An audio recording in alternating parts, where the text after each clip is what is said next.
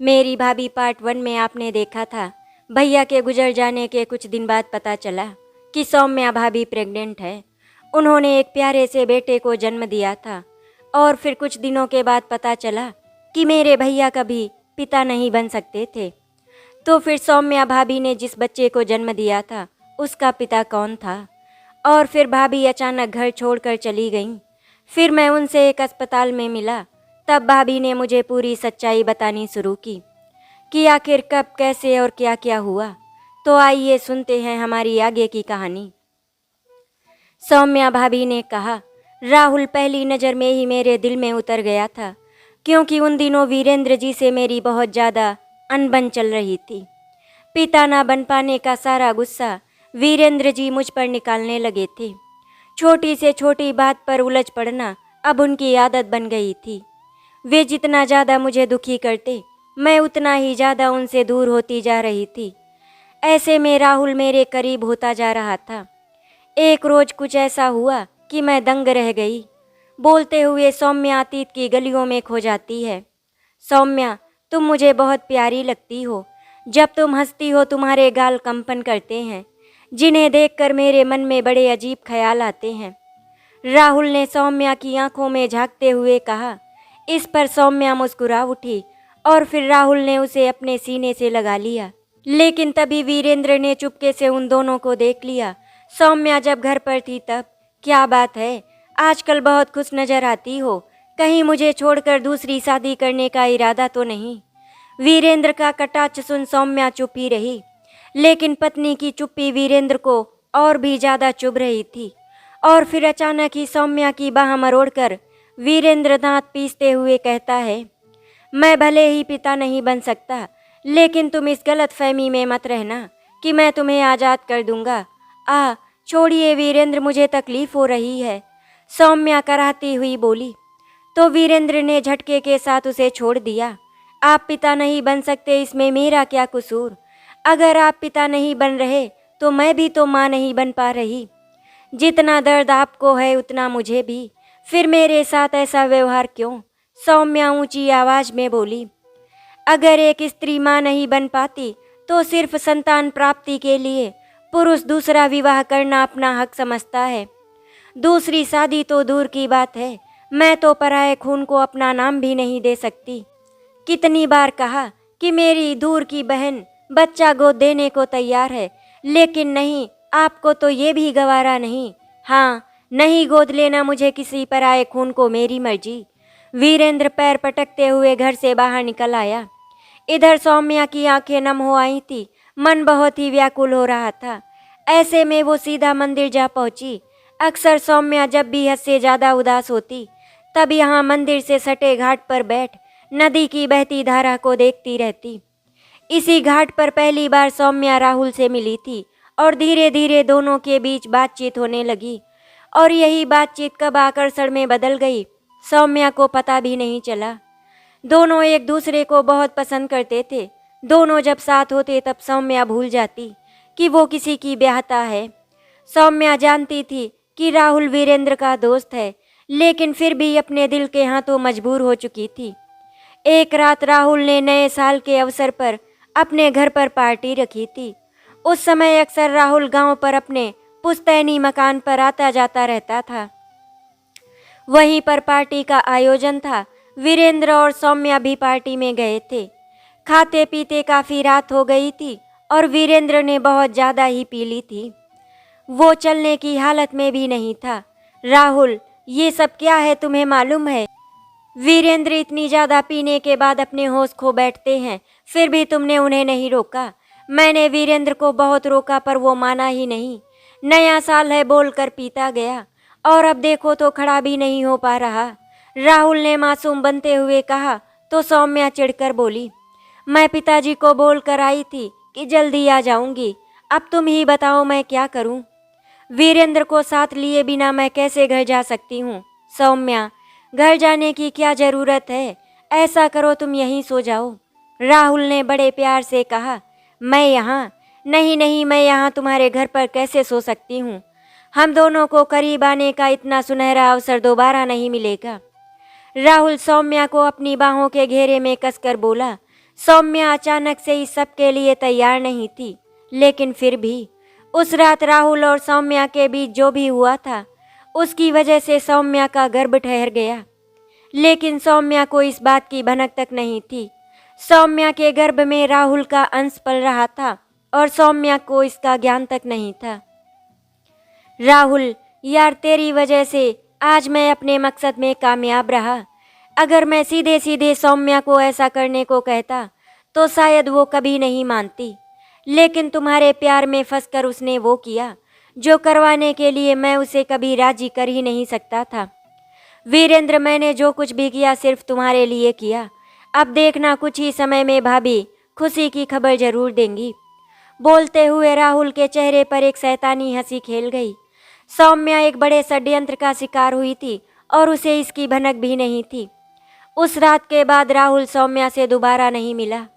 सौम्या मिलना चाहती लेकिन राहुल ने इनकार कर दिया। इन दिनों वीरेंद्र का व्यवहार सौम्या के प्रति काफ़ी बदलने लगा था। वो पहले की भांति प्यार से बात करने लगा था। ऐसे में सौम्या को पति में आए इस बदलाव का कारण समझ नहीं आ रहा था। सब कुछ ठीक ही चल रहा था। एक दिन वीरेंद्र की सड़क हादसे में मौत हो गई और उसके बाद बहुत कुछ बदल गया। वीरेंद्र के जाने के बाद सौम्या को अपना जीवन व्यर्थ सा लगने लगा था और ऐसे में जब मालूम हुआ कि वो गर्भ से है, तब उसे समझते देर नहीं लगी कि गर्भ में ठहरा बच्चा हो न हो राहुल का ही है। लेकिन एक रोज राहुल सौम्या से मिलने आया, क्योंकि वो जानता था कि सौम्या हर शुक्रवार को मंदिर जरूर आती है। मौका मिलते ही वो सौम्या के पास आकर दांत निपोड़ते हुए बोला, कैसी हो सौम्या, तुम यहाँ अब क्या लेने आए हो? आखिर तुमने अपनी असलियत दिखा ही दी। मुझसे झूठे प्यार का नाटक किया और अपना काम निकालते ही मुझे भूल गए। उस रात के बाद तुम एक बार भी मुझसे मिलने नहीं आए। तुम सारे मर्द एक जैसे होते हो, बस शरीर की भूख होती है तुम लोगों को। सौम्या बोलती हुई रुआसी सी हो गई। तुम सही कहती हो, लोगों का तो पता नहीं, लेकिन मुझे तो औरत के शरीर से ही मतलब होता है। एक बार चख लिया काम खत्म, लेकिन तुम्हारे मामले में ऐसा नहीं है। पता नहीं क्यों पर तुम्हें बार बार चखने का मन करता है। राहुल, एक विधवा से इस तरह की बात करने की हिम्मत कैसे हुई तुम्हारी? सौम्या तैस में बोली, हिम्मत तो तुम्हारे पति की थी, तभी तो अपनी पत्नी को पराये मर्द को सौंप दिया, क्योंकि वो मर्द था ही नहीं। बोलते हुए राहुल राक्षस की तरह हंसने लगा। उसे इस तरह हंसते देख सौम्या को डर लगने लगा। नहीं, ये सच नहीं है। तुम मुझसे प्यार करते हो इसीलिए। प्यार और मैं कभी नहीं। तुम्हारे पति को बाप बनना था, और वो भी ऐसे कि दुनिया वालों को लगे कि उसकी पत्नी के पेट में उसका बच्चा है और सबके मुंह बंद हो जाएं। इसीलिए उसने अपने खास दोस्त यानी कि मुझे तुम्हारे साथ प्यार का झूठा नाटक करने को कहा। और देखो, तुम मेरे प्यार में फंस भी गई। लेकिन तुम्हारे पति ने एक गड़बड़ कर दी। उसने मुझे तुमसे दूर कर दिया। उसे ऐसा नहीं करना चाहिए था। ये सब बोलते हुए राहुल के चेहरे पर अजीब शैतानी भाव उभर आए थे। वो पुनः दांत पीसते हुए बोला, उससे बस इतना ही कहा था कि एक बार और मैं तुम्हारी बीबी के साथ सोना चाहता हूँ, लेकिन नहीं। उसके सिर पर खून सवार हो गया था। वो मुझे मारना चाहता था, लेकिन भगवान का न्याय देखो, खुद ही भगवान को प्यारा हो गया। मुझे अपने हाथ भी गंदे नहीं करने पड़े। बेचारा वीरेंद्र, इतना सब कुछ किया सिर्फ पिता बनने के लिए, और किस्मत का खेल देखो। ये सब देखने से पहले ही बोलते हुए राहुल हंस पड़ा। राहुल की बातें सुन सौम्या को जैसे काट मार गया था। उसने सपने में भी नहीं सोचा था कि राहुल अव्वल दर्जे का कमीना निकलेगा। और वीरेंद्र, उसके बारे में सोच सौम्या को अपने आप से नफरत सी हो रही थी। वीरेंद्र समाज में अपनी मर्दानगी साबित करने के लिए इस हद तक गिर सकता है, उसने तो कभी सपने में भी नहीं सोचा था। उसे सौम्या की भावनाओं की भी कद्र नहीं थी। उसे तो बस समाज में अपनी छाती चौड़ी करने से मतलब था। राहुल की बातें सुन सौम्या के चेहरे का रंग उड़ चुका था। वो अपने होश खो रही थी। तुम झूठ बोल रहे हो वीरेंद्र, मेरे साथ ऐसा कभी नहीं कर सकते। बोलते हुए सौम्या की जबान लड़खड़ा रही थी। वीरेंद्र को सिर्फ बच्चा चाहिए था, ताकि वो सबको साबित कर सके कि वो भी असली मर्द है। और अब मुद्दे की बात यह है कि जब तक मेरा बच्चा तुम्हारे गर्भ से बाहर नहीं आ जाता, तब तक मैं तुम्हें कभी कुछ नहीं कहूँगा ना करूँगा, लेकिन उसके बाद मैं तुम्हें जब भी अपने पास बुलाऊं तुम्हें आना पड़ेगा, मेरी हर एक बात माननी पड़ेगी। राहुल ने सौम्या के गालों को खींचते हुए बोला। इधर सौम्या को राहुल के स्पर्श से ही घिन्न सी आ रही थी। उसने गुस्से में राहुल को थप्पड़ जड़ दिया। थप्पड़ पड़ते ही राहुल तिलमिला उठा, लेकिन फिर भी स्वयं पर नियंत्रण रखने की कोशिश करते हुए बनावटी मुस्कुराहट लिए सौम्या के कान में कुछ कहा। वो सुन सौम्या जड़ हो गई। यदि मैं जानती कि तुम कुछ ऐसा करोगे तो कभी तुम्हारे बहकावे में नहीं आती। राहुल को वहां से जाते हुए देख सौम्या मन ही मन बोली। उस दिन के बाद राहुल एक बार वीरेंद्र के गुजर जाने का शोक व्यक्त करने सौम्या से मिलने घर पर आया, लेकिन असल में उसका आना सौम्या के लिए चेतावनी थी कि अगर उसने उसकी बात नहीं मानी तो वो कुछ भी कर सकता है। उसके एक बार से पूरा घर बर्बाद हो जाएगा। उस रोज सौम्या ने राहुल से ठीक से बात तक नहीं की। अब वर्तमान में भाभी, मेरी समझ में अब भी ये नहीं आ रहा कि राहुल के पास ऐसा क्या था कि आप डर कर घर छोड़ आईं। मैंने बेहद गंभीर होते हुए पूछा। उस कमीने के पास धोखे से खींची गई मेरी और उसकी आपत्तिजनक तस्वीरें थीं, जिन्हें वो के लोकल अखबार में प्रकाशित करने की धमकी देने लगा था। यहाँ तक कि वो आपको भी जान से मारने की धमकी देने लगा था। मैं बहुत डर गई थी। मेरे पास दूसरा कोई और चारा भी नहीं था। इसीलिए जब उसने बाबूजी को ये बताया कि वो मेरे बच्चे का पिता है और मुझसे शादी करना चाहता है, तब गुस्से में बाबूजी ने मुझे उसके साथ जाने के लिए कह दिया और उन्होंने मेरी एक नहीं सुनी। मैं समझ गई कि जब मैं अपने घर वालों को नहीं समझा सकती तो समाज को कैसे समझाऊंगी। इसीलिए घर से आत्महत्या करने के इरादे से निकल गई। बोलते हुए सौम्या की सांसें तेज हो रही थी, लेकिन स्वयं को समाप्त करना इतना आसान नहीं था। कुएं में कूदकर जान देना चाहती थी। मन को मजबूत कर आगे बढ़ी थी, लेकिन तभी मुन्ने का मुस्कुराता हुआ चेहरा देखकर मेरे हृदय में एक टीस सी उठी और मैंने अपने कदम पीछे खींच लिए। वहां से कदम आगे बढ़ते रहे। मैं चलती रही और आखिरकार शहर जाने वाली बस में बैठ गई। पूरे रास्ते यही सोचती रही कि इन सब चीज़ों में इस नन्ही सी जान का क्या दोष। भले ये राहुल का अंश है, लेकिन इसे मैंने अपने रक्त से सिंचित किया है। कहते हैं जब कोई रास्ता नहीं सूझता तब कहीं न कहीं भगवान आपकी मदद जरूर करते हैं। यहाँ शहर में अचानक से बस अड्डे पर मेरी बचपन की सहेली मिल गई। मुझे बदहाल देख और मेरी आप बीती सुन उसने मेरी बड़ी मदद की। आज मैं और मेरा मुन्ना रात सिर उठाकर जी रहे हैं। शायद गांव में रहते हुए ये मुश्किल था। कहते हुए भाभी ने गहरी सांस ली। लगता था लंबे अरसे बाद मन पर रखा कोई बहुत भारी बोझ उतार फेंका हो। भाभी, आपके साथ इतना सब कुछ हो गया और आपने मुझे बताया भी नहीं। आपने मुझे इतना पराया कैसे कर दिया। हो सकता है कि हम मिलकर कुछ हल निकाल सकते थे। मैं बहुत दया भाव लिए बोला। क्या कहती कि मैं शादीशुदा होकर भी किसी पराये मर्द के प्यार में पड़ गई थी। आखिर गलती तो मेरी भी थी। अगर मैं अंदर से मजबूत होती और राहुल के इरादे पहचान पाती तो ये सब होता ही नहीं। भाभी, आप स्वयं को दोषी ठहराना बंद कीजिए। इससे कुछ बदल तो नहीं जाएगा।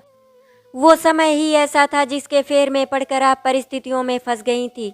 आपकी जगह कोई और औरत भी होती तो शायद वो भी इस चक्रव्यूह से नहीं बच पाती जो आपके लिए बिछाया गया था। खैर, जो हुआ सो हुआ, लेकिन अब मैं इस राहुल के बच्चे को चैन से मरने नहीं दूंगा।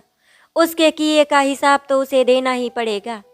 मैं गुस्से में अपना आपा खो रहा था, लेकिन भाभी तब भी शांत थी और फिर हाथ जोड़कर मेरी ओर देखकर बोली, देवर जी, आपको मेरी कसम, आप कुछ भी नहीं करेंगे। मैं नहीं चाहती कि जिन परिस्थितियों से भागकर मैं इतनी दूर निकल आई हूँ उससे एक बार फिर से सामना करना पड़े। मैं चैन से जीना चाहती हूँ, बस, और कुछ नहीं चाहती। इतना बोल भाभी अस्पताल के गलियारे से होकर मुन्ने के पास जाने लगी और मैं बस उन्हें जाते हुए देखता रहा। कुछ ना कर पाने को लेकर मुझे स्वयं पर खीज हो रही थी। भैया ने जो भाभी के साथ किया था उसके लिए भैया को मरने के बाद भी भाभी माफ़ नहीं कर पाई थी और ना ही कभी मैं माफ़ कर पाऊंगा। भाभी से विदा लेकर मैं घर चला आया। यहाँ मैंने भाभी के विषय में किसी से कुछ नहीं कहा, पिताजी को भी नहीं, क्योंकि भाभी ऐसा नहीं चाहती थी। यहाँ तक कि उन्होंने पूनम को भी बताने से मना कर दिया। समय अपनी गति से आगे बढ़ रहा था। जब भी कभी शहर जाना होता तो मैं भाभी के हाथों में कुछ रुपए पैसे जरूर दे देता। भाभी लाख मना करती फिर भी मैं मुन्ने के हाथों में थमा देता। मुन्ना यानी कि राज। भाभी ने बड़े प्यार से उसका नाम राज चुना था। राज बहुत ही शरारती था। अपनी तोतली बोली में मुझे चाचू कहकर बुलाया करता। उसकी मासूमियत मन मोह लेती थी। कहते हैं हम अपने अतीत से चाहे कितना भी क्यों ना भाग ले, लेकिन अतीत वो हमारा कभी भी पीछा ही नहीं छोड़ता। दिन बीत रहे थे और राज अब भाभी से तरह तरह के सवाल करने लगा था। जैसे कि मेरे पापा कैसे दिखते हैं, उनकी एक भी फोटो हमारे घर में क्यों नहीं है। भाभी ने कभी भी राज को तर्क संगत उत्तर नहीं दिया, हमेशा टालने की कोशिश करती रही। एक दिन जब राज सो रहा था तब मैंने भाभी से कहा कि भाभी आखिर कब तक ऐसे ही चलता रहेगा। एक न एक दिन आपको राज को सच्चाई तो बतानी ही पड़ेगी। देवर जी मैं क्या करूं, आप ही बताइए। आखिर उसका बालमन इस सच्चाई को कैसे समझ सकेगा कि उसके पिता वो नहीं जिन्होंने मेरी मांग में सिंदूर भरा था, बल्कि वो है जिसने मुझे धोखे से। इस छोटी सी उम्र में मैं नहीं चाहती कि उसके मन में मेरे प्रति किसी भी प्रकार की कोई गलत भावना उत्पन्न हो। लेकिन भाभी, लेकिन कुछ नहीं, जो है जैसा है उसे वैसा ही चलने देने में उसकी और मेरी दोनों की भलाई है। वरना अतीत के स्याह पन्ने पलटने से स्वयं के हाथ गंदे हों, ये मैं हरगिज नहीं चाहती। वो एक साधारण सी शाम थी। आसमान भी बिल्कुल साफ दिखाई पड़ रहा था। चिड़ियों के समूह अपने घोंसले की ओर उड़ान भर रहे थे। राज घर के बरामदे में बैठकर चहलकदमी कर रहा था। भाभी घर के भीतर रसोई समेटने में लगी हुई थी। भाभी ने राज को पार्क घुमाने का वादा किया था, इसीलिए रसोई समेटने की कुछ ज़्यादा ही जल्दी मची थी। थोड़ी देर बाद सारे काम निपटाकर भाभी घर के बरामदे में आई तो चौंक पड़ी। यहाँ बरामदे में खामोशी छाई हुई थी। राज वहाँ नहीं था। सौम्या ने पूरा घर छान मारा लेकिन राज घर पर नहीं मिला। राज को पुकारते हुए वो घर के बाहर कच्ची सड़क पर आ गई थी, लेकिन राज ने कोई जवाब नहीं दिया। राज आसपास कहीं भी नहीं था। उस शाम मैं भाभी के यहाँ से गांव जाने के लिए निकला था, लेकिन किस्मत से मेरी गांव जाने वाली बस खराब हो गई थी। लिहाजा मैं वापस भाभी के पास पहुँचा। वहाँ अच्छी खासी भीड़ जमा थी। भाभी का रो रो कर बुरा हाल था। मुझे देखते ही भाभी मुझसे लिपट कर रोने लगी और रोते रोते बताया कि राज कहीं नहीं मिल रहा। मैंने भाभी को सांत्वना दी और कुछ आसपास के लोगों को साथ लेकर पुलिस स्टेशन पहुंच गया। राज के गायब होने की रिपोर्ट लिखाई और वापस घर लौट आया। समझ नहीं आ रहा था कि राज को जमीन निगल गई या आसमान खा गया। आखिर राज जा कहाँ सकता है। भाभी, आपने उसके दोस्तों से बात की? हाँ, सभी से पूछा लेकिन किसी को कुछ भी नहीं मालूम। पार्क जाने की जिद कर रहा था। मैंने उसको वादा भी किया था कि ले चलूंगी। काम खत्म कर बाहर आई तो देखा राज वहाँ नहीं था। बोलते हुए भाभी का गला रूंध गया। भाभी, आप दोनों पार्क जाने वाले थे। कहीं ऐसा तो नहीं कि राज बिना बताए ही पार्क चला गया हो? हमें पार्क में चलकर पूछताछ करनी चाहिए, लेकिन अभी तो काफ़ी रात हो चुकी है। रात के अंधेरे से तो उसे बहुत डर लगता है। न जाने मेरा बच्चा किस हाल में होगा। देवर जी, मुझे लगता है पार्क बंद हो चुका होगा, लेकिन भाभी वहाँ का गार्ड तो अभी भी वहीं होगा। अगर राज पार्क गया होगा तो उसने राज को जरूर देखा होगा। रात के अंधेरे में हम दोनों पार्क की ओर चल पड़े। रास्ते पर लोगों की आवाजाही भी ना के बराबर थी। पार्क पहुंचकर हमने राज की तस्वीर गार्ड को दिखाई। तस्वीर देख गार्ड के चेहरे पर ऐसे भाव आए मानो वो राज को पहचानता हो। जी, ये तस्वीर वाला बच्चा शाम को यहीं खेल रहा था। कुछ और बच्चे भी इसके साथ थे। फिर एक आदमी के साथ ये यहाँ से चला गया। गार्ड ने पक्के तौर पर राज की पुष्टि की थी, लेकिन फिर मैंने पूछा, क्या बच्चा चुपचाप उस आदमी के साथ चला गया था या उस आदमी ने जोर जबरदस्ती की थी? मैं फिर से गार्ड की ओर देखकर बोला, नहीं भाई, देखने से जोर जबरदस्ती जैसा तो कुछ नहीं लगा। बच्चा उस आदमी के साथ बहुत सहज था। समझ नहीं आ रहा था कि यहाँ शहर में जहाँ भाभी की जान पहचान भी नहीं है, वहाँ मुन्ने को कौन ले जा सकता है। अच्छा ये बताइए कि वो आदमी देखने में कैसा था? मेरा मतलब उसका हुलिया कैसा था? जी, मुझे अच्छी तरह से याद है। उस आदमी का चेहरा देखने में किसी हीरो से कम नहीं लगता था। गोरा रंग भरा पूरा शरीर, ऊंचा कद, आंखों पर चश्मा, और हाँ, उसने यहाँ से जाते समय गलती से अपना रूमाल गिरा दिया था। रूमाल बहुत महंगा लगता था, इसीलिए मैंने रख लिया। बोलते हुए गार्ड ने अपनी जेब से रूमाल निकाला। रूमाल काफ़ी अच्छा था और उसके एक किनारे पर बहुत खूबसूरत धागे का काम किया हुआ था और धागे से अंग्रेजी में आर लिखा था। आर देखते ही मैंने भाभी की ओर देखा और भाभी के चेहरे पर दहशत साफ नजर आ रही थी। रूमाल पर लिखे आर से भाभी को ये समझते देर नहीं लगी कि अतीत की काली परछाई उसके शांत जीवन में तूफान मचाने आ चुकी है। रूमाल को हाथ में लेकर भाभी ने उसे सूंघने के लिए अपनी नाक से सटाया। ये तो बिल्कुल उसी की महक है। मैं उसकी परफ्यूम की महक अच्छी तरह से पहचानती हूँ। ये वही है, वो ले गया मेरे बच्चे को। बोलती हुई भाभी वहीं जमीन पर धम्म से बैठ गई। डर और दहशत से उनका चेहरा सफ़ेद पड़ गया था, लेकिन वो ऐसा क्यों करेगा, और वो भी इतने बरस बाद। मैं हैरान था। मैंने उसकी मनसा पर पानी फेर दिया था। शायद उसी का बदला लेने आया है। वो कुछ भी कर सकता है देवर जी, कुछ भी करके मेरे बच्चे को वापस ला दीजिए। मेरे बेटे के बिना मैं मर जाऊंगी। बोलती हुई भाभी फफक कर रो पड़ी। पूरी रात इसी तरह रोने धोने में निकल गई। थोड़ी सी आहट सुनाई देती ही भाभी दरवाजे की ओर देखने लगती। उनकी हालत मुझसे देखी नहीं जा रही थी। सुबह सुबह मैंने भाभी से कहा, भाभी मैं उस कमीने के घर जा रहा हूँ। अगर राज उसके पास है तो मैं उसे किसी भी कीमत पर वापस लेकर ही लौटूंगा। मैं दृढ़ संकल्प के साथ बोल ही रहा था कि भाभी बोली, मैं भी आपके साथ चलती हूँ।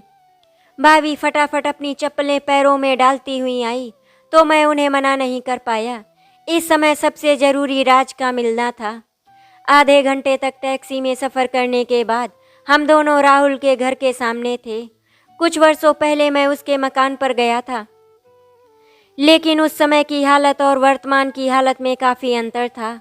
मकान बाहर से देखने पर ऐसा लग रहा था जैसे बरसों से रंगाई पुताई नहीं की गई थी। आगे बढ़कर हमने देखा कि मुख्य दरवाजे पर ताला जड़ा था। ताले की हालत भी कुछ खास अच्छी नहीं थी। देखने से तो यही लग रहा था जैसे बरसों से यहाँ कोई नहीं रह रहा। भाभी, यहाँ तो ताला लगा है, क्या कोई और ठिकाना है जो आप जानती हो? मैंने भाभी की ओर देखते हुए पूछा। ऐसा तो मुझे कुछ याद नहीं, और अगर होगा भी तो उसने मुझे कभी बताया भी नहीं। हम दोनों वहीं दरवाजे के पास बैठकर बातचीत कर ही रहे थे कि तभी एक आदमी वहां आ धमका। उसके हाथ में एक लिफाफा था। उसने लिफाफा फटाफट वहीं जमीन पर फेंका और सिर पर पांव रखकर भाग खड़ा हुआ। उस आदमी के पीछे भागने से ज़्यादा ज़रूरी मुझे लिफाफा लगा, इसीलिए मैं लिफाफे की ओर लपका। भाभी ने थोड़ी दूर उसका पीछा भी किया, लेकिन वो आदमी थोड़ा आगे जाकर एक मोटरसाइकिल पर सवार होकर भाग गया। हाफती हुई भाभी वापस मेरे पास आई और लिफाफा पढ़ने को बोली। लिफाफा के अंदर एक चिट्ठी थी। मैंने जल्दी से चिट्ठी पढ़नी शुरू की। प्यारी सौम्या, मैं तो तुम्हें एक तरह से भूल ही चुका था, लेकिन जब उस रोज मैंने आलोक को बाजार में एक बच्चे के साथ देखा, मैं तो चौंक ही गया। ये बच्चा पूरी तरह से मेरी शक्ल सूरत लिए हुए था, इसीलिए मुझे शक हुआ। मैंने आलोक का पीछा किया और फिर मुझे दिखी तुम। खैर, हिसाब किताब तो चुकाना ही था, इसीलिए मैंने रोजाना तुम पर नज़र रखी और नज़र बचाकर मैं हमारे बच्चे यानी कि राज से मिलने लगा। कभी स्कूल में तो कभी पार्क में। वैसे मानना पड़ेगा, मेरा बेटा मेरी तरह दिखता ही नहीं, बल्कि मेरी तरह होशियार भी है। मुझसे दोस्ती करने और घुलने मिलने में उसे तनिक भी देर नहीं लगी। वैसे तो तुमसे बहुत नाराज़ था कि तुमने उसे उसके पिता के बारे में कुछ क्यों नहीं बताया। खैर कोई नहीं, तुमने नहीं बताया तो क्या हुआ, मैंने उसे बताया कि उसका पिता मैं हूँ, और तुम्हें यकीन नहीं होगा ये सुनकर उसे कितनी खुशी हुई। इसीलिए राज की खुशी को मद्देनज़र रखते हुए मैं उसे अपने साथ लेकर जा रहा हूँ, जहाँ तुम तो क्या तुम्हारी परछाई भी उसे ढूंढ नहीं सकती। तुम्हें तो मालूम है मुझे धोखा देने वालों को मैं चैन से जीने नहीं देता, और राज को तुमसे दूर करना ही तुम्हारे लिए सबसे बड़ी सज़ा होगी। अब तुम जीवन भर उससे मिलने के लिए तड़पोगी, रोगी। अलविदा मेरी जान। चिट्ठी खत्म हुई और भाभी सदमे से चक्कर खाकर गिर पड़ी। हवाई जहाज की छोटी सी खिड़की से आश्चर्य से भरी दो आंखें नीले आसमान में खोसी गई थी। उसे बादलों का उमड़ना घुमड़ना परियों की सुंदर सी कहानी सा बहुत सुंदर लग रहा था कि तभी मुस्कुराती हुई एयर होस्टेस उसके पास आई और खाने की तरह तरह की चीज़ें एक ट्रे में सजाकर उसके सामने रख गई। वो समझ ही नहीं पा रहा था कि ये सब सपना है या सच। इतना लजीज खाना उसने आज से पहले कभी नहीं खाया था और इतने मखमली कपड़े, वो भी तो किस्मत की बात है। उसे अपनी किस्मत पर नाज हो रहा था, लेकिन फिर अचानक से ही उसके मासूम से चेहरे पर हल्की उदासी छा जाती है। बेटा राज, चिंता मत करो, मैं जल्द से जल्द तुम्हारी माँ को मना कर ले आऊँगा। देखना, फिर हम सब खुशी खुशी साथ में रहेंगे। झूठा वादा करता हुआ वो शख्स अंदर ही अंदर हंस रहा था। उसके मन को आज बहुत ठंडक मिली थी। राहुल राज को लेकर देश से बाहर जा चुका था। पैसे की ताकत ने सभी के मुंह पर ताला लगा दिया था। किसी ने भी हमारी मदद नहीं की। पुलिस थाने के चक्कर लगाते लगाते मेरे जूतों में सुराखें हो चली थी, लेकिन राज का कोई भी सुराख हाथ नहीं लगा। लगता भी कैसे उस आदमी ने बेहद चतुराई से राज को हमसे दूर कर दिया। इधर भाभी अपना मानसिक संतुलन खो रही थी। डॉक्टर ने उन्हें नींद की गोलियां लिखी थी, लेकिन वो सब भी बेअसर साबित हो रही थी और जिसका डर था वही हुआ। भाभी पूरी तरह से पागल हो गई और फिर ना चाहते हुए भी उन्हें शहर के पागल खाने में भर्ती करवाना पड़ा। कभी कभी भाभी से पागल खाने में मिलने जाता हूँ तो पूनम भी साथ जाती है। इतना सब कुछ होने के बाद मैंने पूनम से कुछ भी छिपाना ठीक नहीं समझा। वो बहुत समझदार है, उसने मुझे समझा भी और मेरा साथ भी दिया। भाभी की आंखों में आज भी रात से मिलने की आस बाकी है। उनकी पतराई आंखें सिर्फ और सिर्फ अपने बच्चे की एक झलक देखने को बेचैन सी दरवाजे की तरफ देखती रहती। न जाने भगवान को उन पर दया क्यों नहीं आती।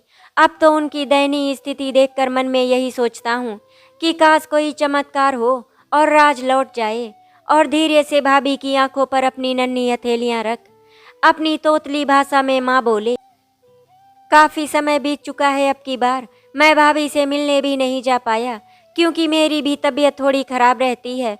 पूनम बच्चों की परवरिश और मेरी बीमारी में इतनी पिस रही है कि उसे भाभी की खोज खबर लेते रहने को बोलने की हिम्मत नहीं कर पाता। आंखें बंद कर सोचता तो लगता है जैसे कल की ही बात हो। घर आंगन में सौम्या भाभी की पायल की छनक और हंसी की खनक गूंजती रहती थी और आज यहाँ उनका नामो निशान नहीं है। लोग चले जाते हैं, दीवारें वहीं रहती हैं। कुछ नहीं बदलता, लेकिन यादें हमेशा बनी रहती हैं। समय की धूल में भले ही यादें धुंधली पड़ जाती हैं, लेकिन वो हमेशा वही रहती हैं, उन्हीं दीवारों में हमेशा हमेशा के लिए कैद। धीरे धीरे करके दिन इसी तरह से गुजर रहे थे। एक दिन आलोक की डायरी के पीले पड़ चुके पन्नों पर लिखे शब्दों को पढ़ते हुए राज की आंखें डबडबा आईं। माँ की एक धुंधली सी छवि राज की आंखों में तैरने लगी।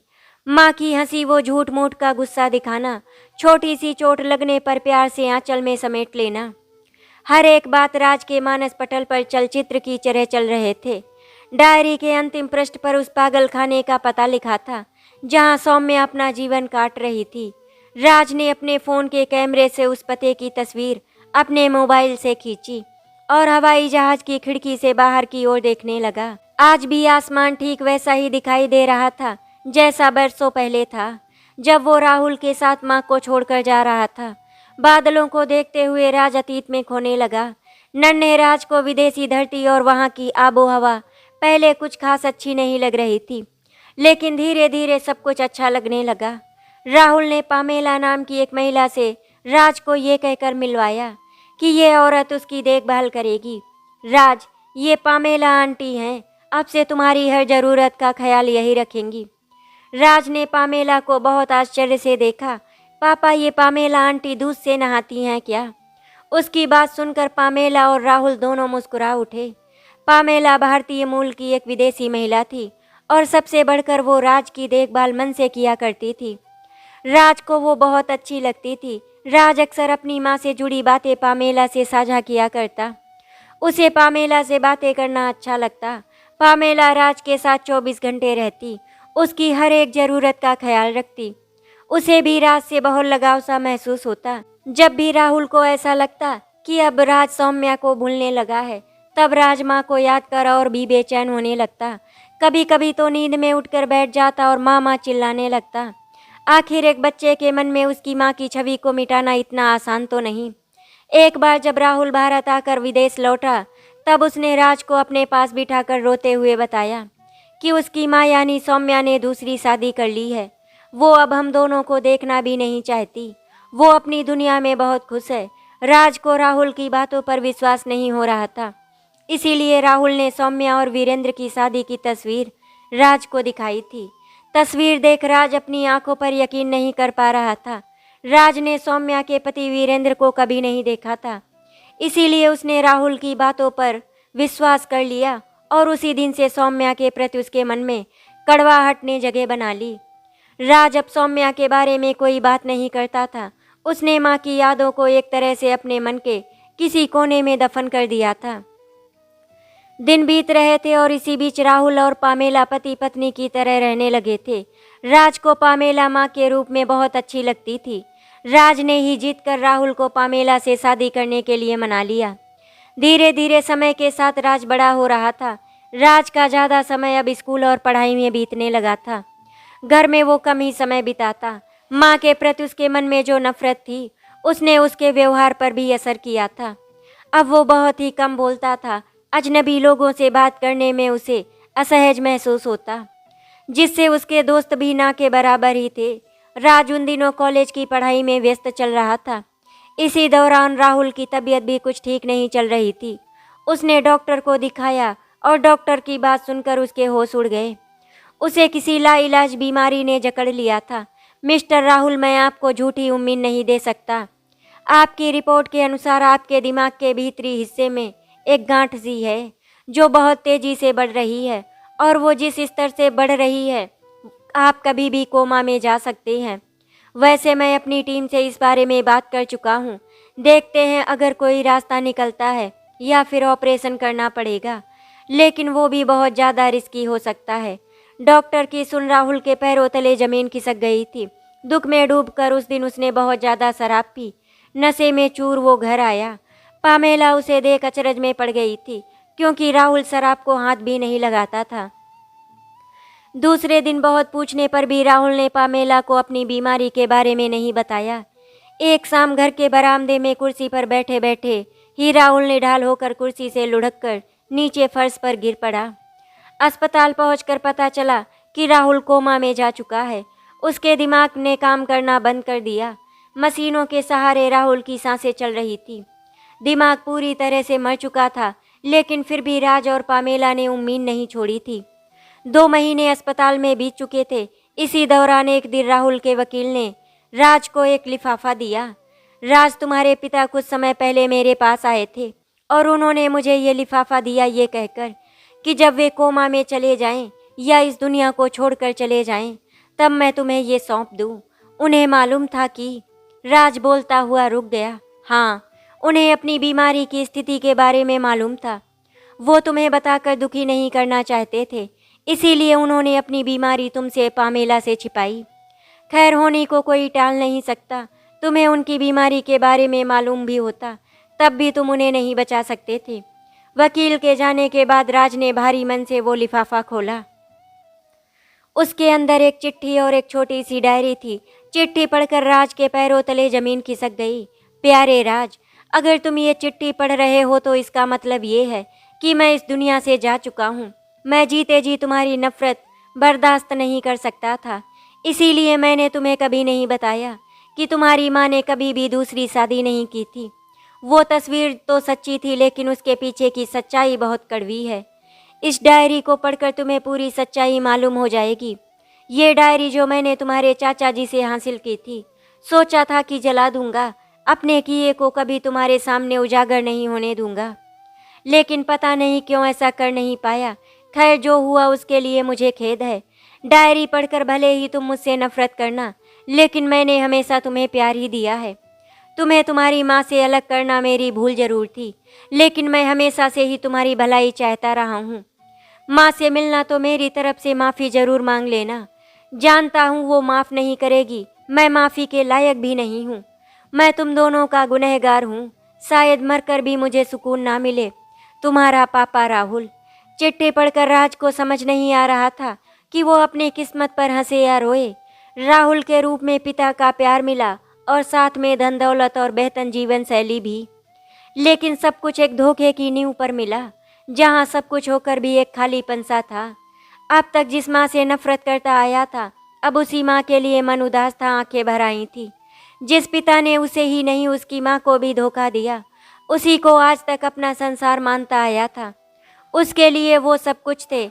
ये कैसा खेल है जो ऊपर वाले ने उसके साथ खेला था। राज का दिमाग पूरी तरह से चकरा रहा था। किस्मत का ये खेल राज की समझ से परे हो चला था। उसने अपने दिमाग को झटका और तभी जहाज धरातल की ओर जाने लगा। राज अपनी मातृभूमि पर उतरने वाला था। एयरपोर्ट पर राज का हवाई जहाज उतर चुका था। कुछ समय बाद अपना सामान लेकर राज एयरपोर्ट से बाहर निकल आया। करीब 2 घंटे टैक्सी में बैठने के बाद राज पागल खाने के बाहर खड़ा था। उसे डर भी लग रहा था कि कहीं माँ यहाँ नहीं मिली तो। कांपते कदमों से राज अस्पताल के अंदर दाखिल हुआ। रिसेप्शन पर एक अधेड़ उम्र की औरत बैठी हुई थी। अपने मोटे मोटे चश्मे की कांच से राज की और बिना देखे ही बोली, क्या काम है जी? वो मैं सौम्या जी से मिलने आया हूँ। राज ने कांपते होठों से बोला ही था कि वो औरत एकदम से चौंक पड़ी। क्या सौम्या ताई से? पर तुम कौन हो? जी मैं उनका रिश्तेदार हूँ, राज बोला। रिश्तेदार? वो औरत जो अभी तक राज की ओर देख भी नहीं रही थी, अचानक राज को ऊपर से नीचे तक देख अजीब तरीके से मुस्कुराई। इतने बरस हो गए, आज तक कभी ताई के देवर और देवरानी के अलावा किसी और रिश्तेदार को नहीं देखा। वैसे आप बताने का कष्ट करेंगे कि आपका ताई के साथ रिश्ते का जन्म कब हुआ था? उस औरत की सुन राज कुछ पल के लिए खामोश खड़ा रहा। मैं पूछ रही हूँ कि तुम कौन हो? क्या रिश्ता है तुम्हारा सौम्या ताई के साथ?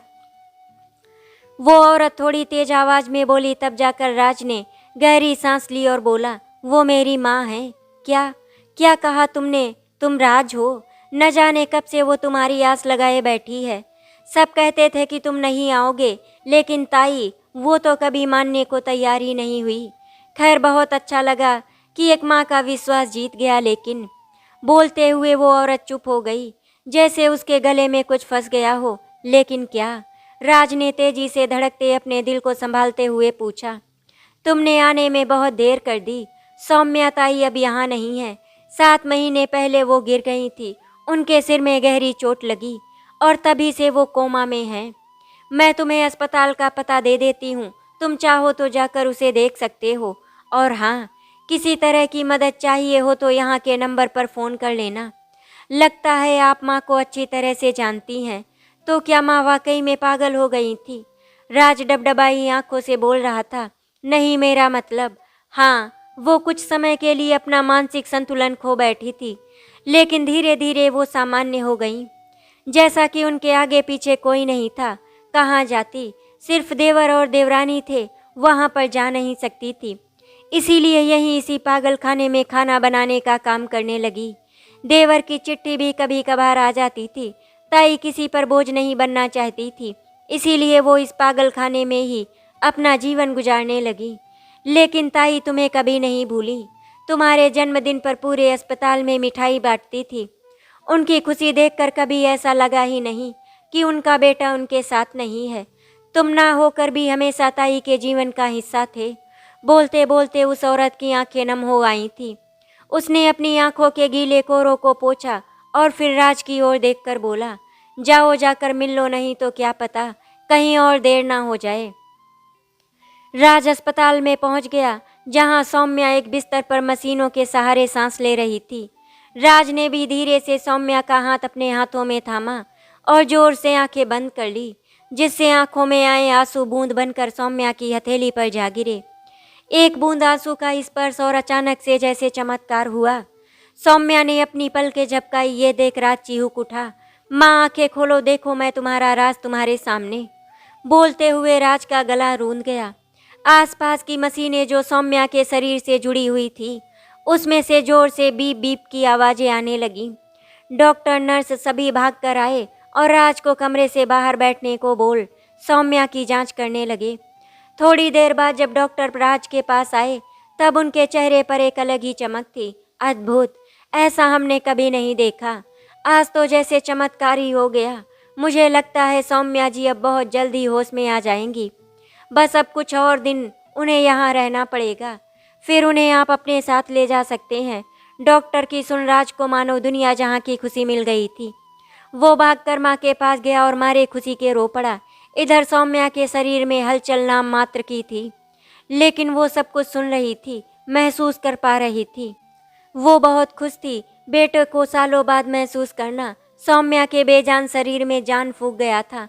ऐसा अद्भुत मिलन था जहाँ शब्दों में नहीं, एहसासों ने अपनी जगह बनाई थी।